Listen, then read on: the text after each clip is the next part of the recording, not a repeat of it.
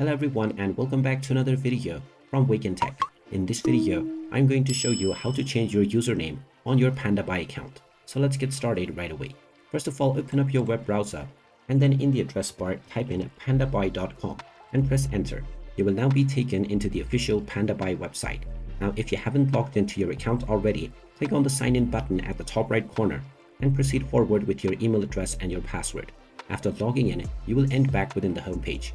Now, if you wish to change your username, click on the account icon once again and click on User Center.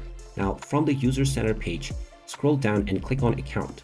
And now, within your profile, tap on the Edit button. You will now see the option to add your username. Just type in your preferred username within the username box and then click on Confirm.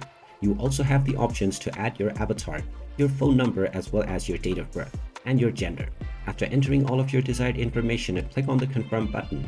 And now your username will successfully be changed on your PandaBuy account. You can come back to this menu and change your username at any time, as many times as you wish.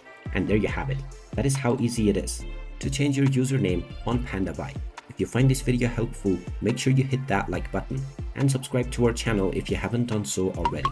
Also ring that notification bell to never miss another update from us. Thank you for watching and I will see you again in the next video.